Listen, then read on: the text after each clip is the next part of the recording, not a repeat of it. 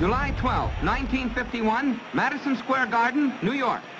Rex Lane from Lewiston, Utah, meets Rokki Marciano of Brockton, Massachusetts, in a scheduled 10-round bout to select a contender for the heavyweight crown held by Ezzard Charles. And now, round one.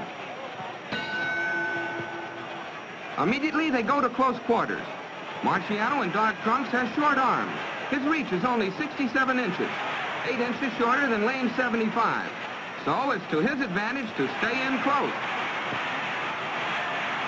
Rokki pressuring.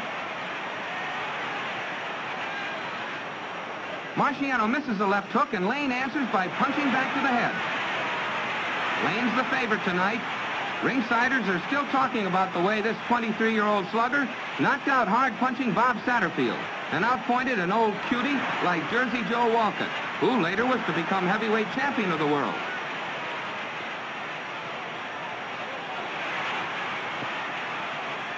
Layne tries a right to the head. That's his most damaging punch.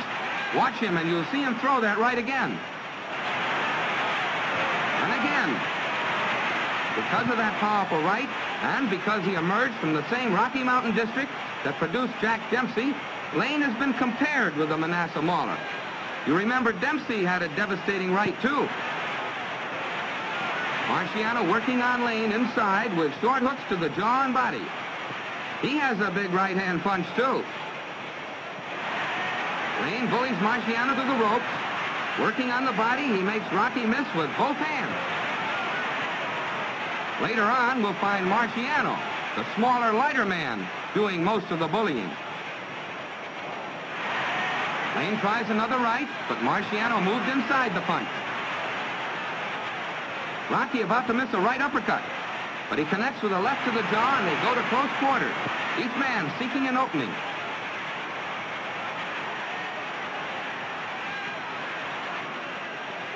Have you noticed Layne is carrying a bit of excess suet? He's heavy around the midsection, an indication he may not be in peak condition tonight.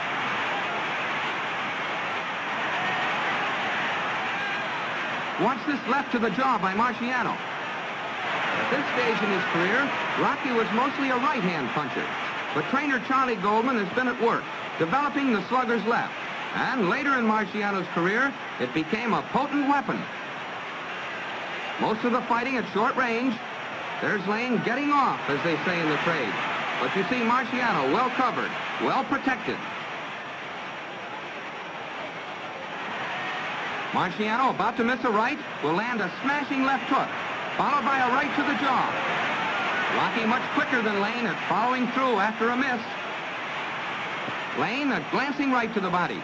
Marciano's been pressuring, so Rex moves him away. Now watch him try another right.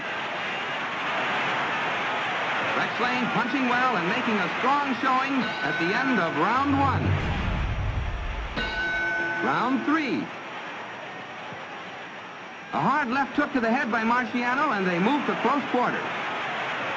So far, most of the fight has been fought at short range. We know why Rokki wants it that way. He has short arms. Apparently, Rex has been instructed to stay in close, too, in order to keep Marciano's long-range guns at a disadvantage. A long overhand right by the Brockton strong boy opened a gash over Layne's left eye. You notice Layne has been fighting from a more pronounced straight-up stance. He has a broad back and heavy legs. Marciano has heavy legs, too. He was a football player in high school and had a tryout as a big league catcher. He says he would have remained in baseball, but his arm went sour. Yet there's nothing wrong with the way he's winging his right tonight. Watch. Marciano's left hook to the jaw forces Layne to the rope. A right uppercut by Rokki before Rex fights his way back and holds. Layne crowding, pushing. See how they keep crowding each other? Neither one giving the other man much room to punch. That's been the pattern throughout these first three rounds.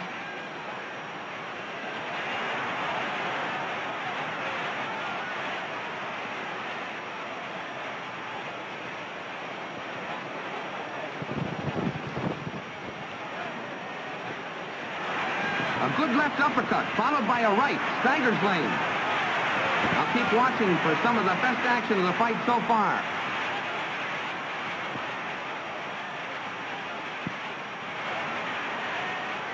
Marciano, dancing back, prepares to fire a smashing right that buckles the knees of Rex Lane.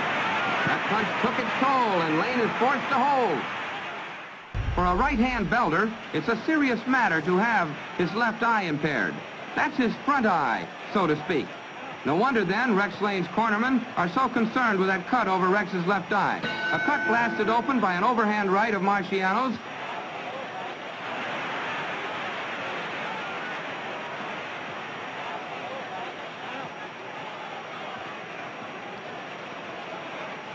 Layne backs Marciano to the ropes, but you see, he fails to land a single punch.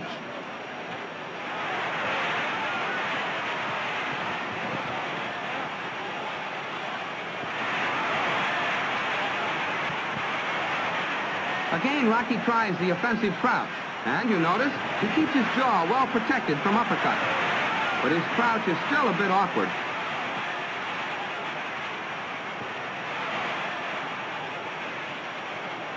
Marciano wings a right that throws him off balance.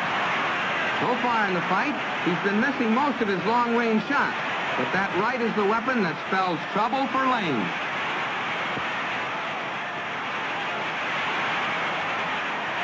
Those body blows, too, by Marciano are beginning to show on Rex Lane.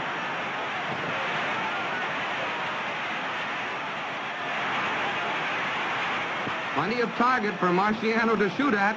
That Layne's a big, broad boy.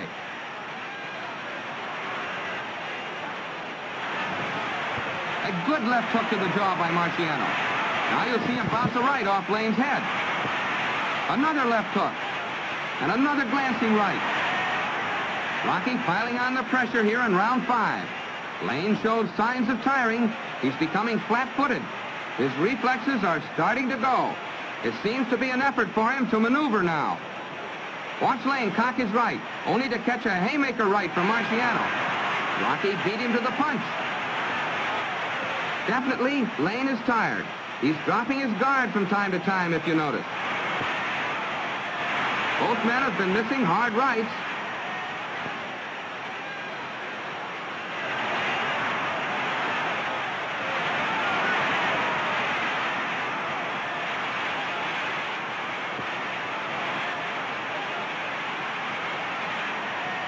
Mark Kahn, the referee. Watch Marciano wind up a right, then change his mind and shoot in a left. It missed. Rokki still hasn't learned how to handle that left. Trainer Goldman rubs Marciano's neck and sends him out for round 6, destined to be the final frame in this scheduled 10-round bout to establish a contender for the heavyweight crown. Layne's tired. He's completely flat-footed now. The cumulative effect of Rocky's punches have brought him to the verge of collapse. Rokki jabs with his left, and here it comes. You'll see Marciano fire a long-range right that stuns Rex Lane, and then he crumples forward to the canvas.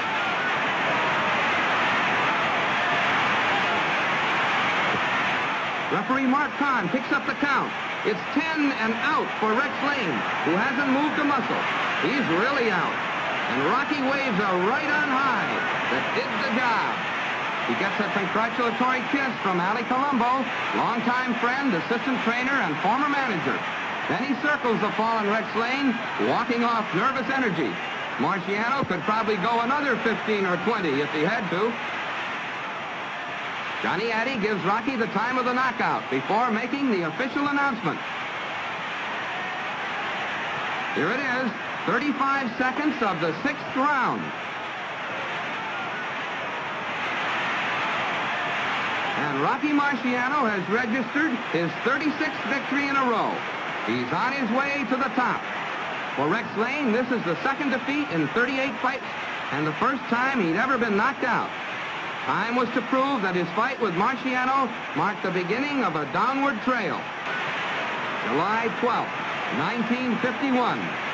This was the big fight of 12,500 in the Garden that night. Some 3,000, nearly 25%, followed their Rokki from his hometown of Brockton, Massachusetts, to cheer their hero in a victory they knew was certain. They shouted his name. They praised him. They waited to touzle his hair.